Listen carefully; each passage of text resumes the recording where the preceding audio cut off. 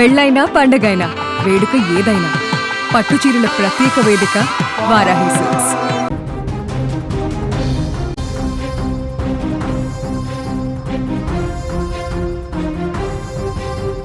POCSO case ఈ పేరు వినగానే మనకు ముందుగా గుర్తుకు వచ్చేది యువకుడు లేదా మగవారి పైనే పెడుతుంటారని. కానీ ఇక్కడ మాత్రం ఒక యువతి పైన పోక్సో కేసు నమోదు కావడం సంచలనంగా మారింది.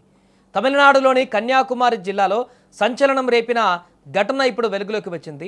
తీవ్ర అనారోగ్యంతో ఆసుపత్రికి వెళ్లిన ఒక యువతి గర్భవతి అని తేలడంతో మొదలైనటువంటి ఈ వ్యవహారం చివరకు ఓ మైనర్ బాలుడిపై లైంగిక దాడి జరిగిందనే షాకింగ్ నిజాలను బయటపెట్టింది.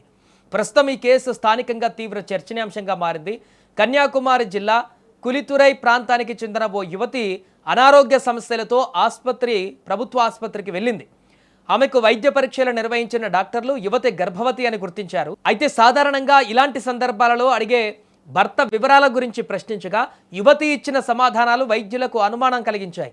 యువతి మాటలలో పొంతన లేకపోవడంతో వెంటనే ఆసుపత్రి అధికారులు పోలీసులకు సమాచారం అందించారు.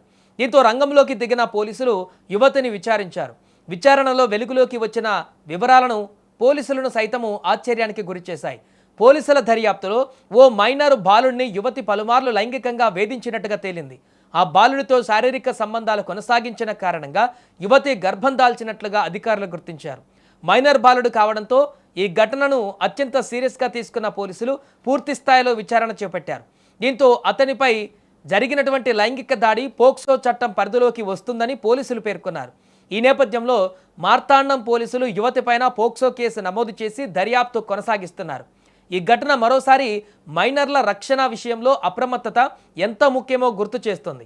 సాధారణంగా లైంగిక నేరాల బాధితులుగా బాలికలే ఎక్కువగా కనిపిస్తున్నప్పటికీ బాలురు కూడా ఇలాంటి నేరాలకు గురయ్యే అవకాశం ఉందని ఈ సంఘటన స్పష్టం చేస్తుంది. ఏదేమైనా ప్రస్తుతానికి పోక్సో కేసుకు సంబంధించినటువంటి అంశము సోషల్ మీడియాలో వైరల్గా మారింది. ఇప్పటివరకు పోక్సో కేసు అంటే ప్రతి ఒక్క కేసు కూడా మగవారిపైన నమోదవుతుంది. బాలికలపైన జరిగేటువంటి అఘాయిత్యాలను నిరోధించడానికి కోసము వారిపైన చేసేటువంటి దుర్మార్గాలకు ఈ యొక్క పోక్సో కేసు అనేది ఇంప్లిమెంట్ చేస్తుంటారు. అలాంటిది ఇప్పుడు ఒక అమ్మాయి పైనే, మహిళపైనే, బాలుడిపైన జరిగినటువంటి అఘాయిత్యానికి కారణమైందనేటువంటి ఉద్దేశంతో ఆ బాలుడిని, ఎందుకంటే తను మైనర్ కాబట్టి తన పైన ఇలాంటి అఘాయిత్యానికి పాల్పడింది కాబట్టి దానివల్ల తన గర్భం దాల్చినప్పటికీ కూడా అది మైనర్ బాలుడితో జరిగింది కాబట్టి ఈ తప్పంతా కూడా మహిళదే కాబట్టి తనపైన ఇప్పుడు పోక్సో కేసు నమోదు చేసి దర్యాప్తు చేయాల్సినటువంటి పరిస్థితి ఏర్పడింది. ఏదేమైనా ప్రస్తుతం ఈ కేసు అయితే వైరల్గా మారింది.